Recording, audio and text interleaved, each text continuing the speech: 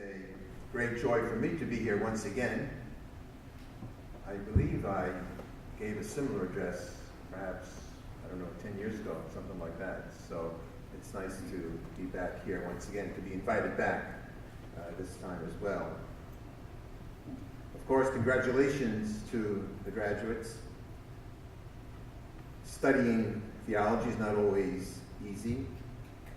It requires a lot of time alone, time for reflection, and time for just very painstaking work, research, writing, and so on. But of course, we should also remember the work of the faculty. Faculty become professional by means of their dedication to research and preparation for class, and even the sometimes tedious work of correcting exams and papers.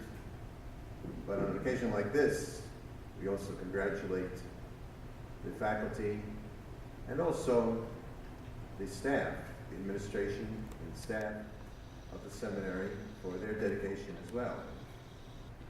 And I'm sure that on a day like this, you who graduate are grateful to your families.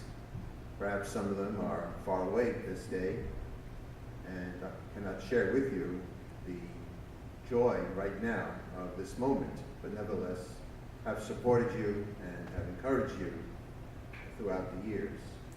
And so this moment of graduation brings together so much dedication, so much sacrifice, and so much accomplishment.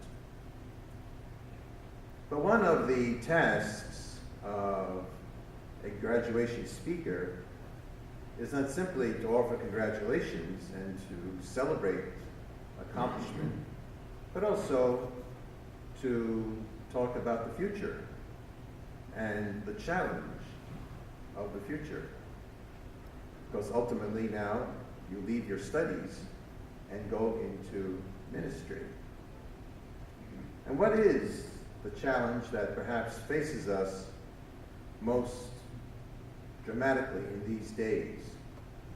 I would like to suggest that challenge comes to us from our Holy Father, Pope Francis, and most especially his recent apostolic exhortation on Amoris Laetitia, on the joy of love. Because several times in that exhortation, he talks about parishes as becoming central operators, you might say, places for ministry, to minister to marriage and family. That if today the church wants to renew marriage, the sacrament of marriage, and family life, it has to be done on the parish level, because the parish is the family of families. And therefore, it is there that he places his hopes and the hopes of the church in terms of the future renewal of marriage and family. He speaks several times of pastoral ministers, not only the ordained, but also lay ministers, as playing a crucial role in the involvement, in the evolution of a pastoral ministry toward those preparing for marriage, those who are married, and to those who are establishing families, and to families that are already well established. And so the ministers of the church have a challenge ahead of them, a very, very definite and a very strong challenge. Now, there are so many ways in which we can talk about how we implement this challenge. And I would like to suggest one word that can perhaps serve as a key to understanding and implementing Amoris Laetitia. And when I mention this word, you're going to think that Bishop Reese and I coordinated our remarks. It just happens by divine providence that we were on the same level. Remember, Bishop Reese in his homily spoke of the meaning of the word mercy. And one of those meanings is the pain I have in my heart for the need of another. Or the misery I feel because of the need of another. And so the word I'm going to suggest sums up what Bishop Reese said. And that word is empathy. Empathy. It's not a word that we hear too much of. Empathy. It's very interesting, by the way, that in Italian, the word for empathy means identify with. You identify with the needs of others. You make yourself the same as the other. Now, in the exhortation, the word empathy is only used once. In number 175, the Pope writes, "A mother who watches over her child with tenderness and compassion helps him or her to grow in self-esteem and in turn to develop a capacity for intimacy and empathy." It's the only time the word is mentioned. Now, the notion of empathy, though, does appear in other words throughout the letter. For example, the Pope writes, "In dialogue with another person, we have to put ourselves in their shoes and try to look into their hearts, to perceive their deepest concerns and to take them as a point of departure for further dialogue." So the challenge to us as ministers of the church is to be able to put ourselves in the shoes of others, most especially those who are experiencing difficulties in marriage and in family life.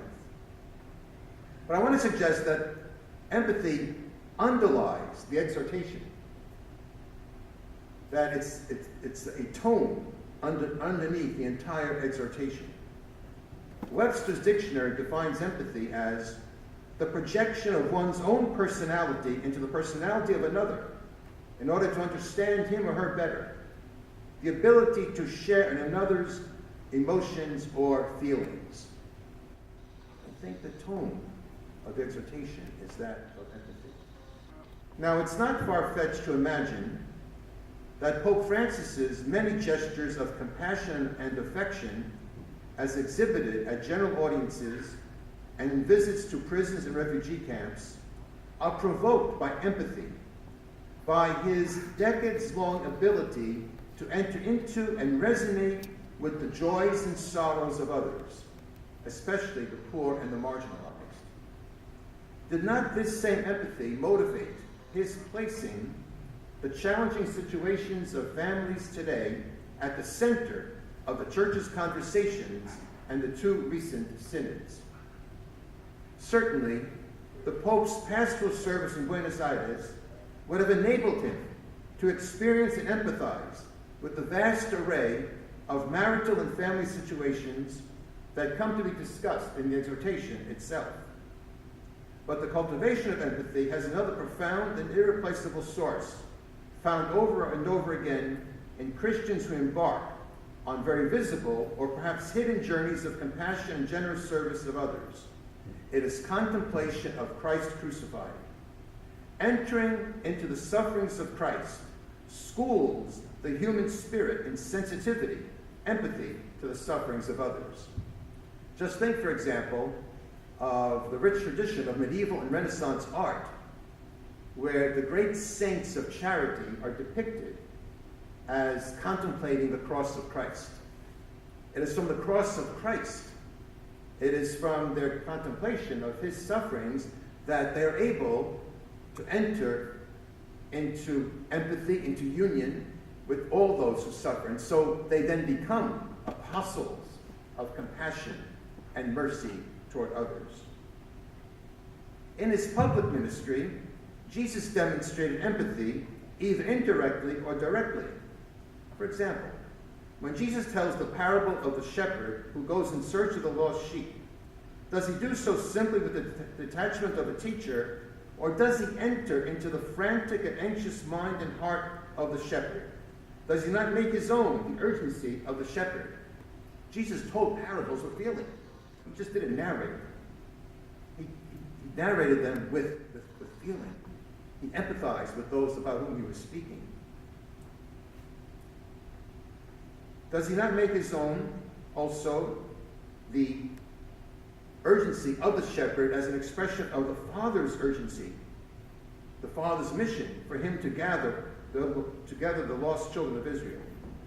Or when Jesus was told of the death of John the Baptist and withdraws to a deserted place by himself, is he not filled with empathy for John's suffering and recognizes in it his own destiny? In other words, Jesus enters into the sufferings that John the Baptist himself endured. In the exhortation, Pope Francis is encouraging the Church to embrace empathy as the necessary source of compassion and mercy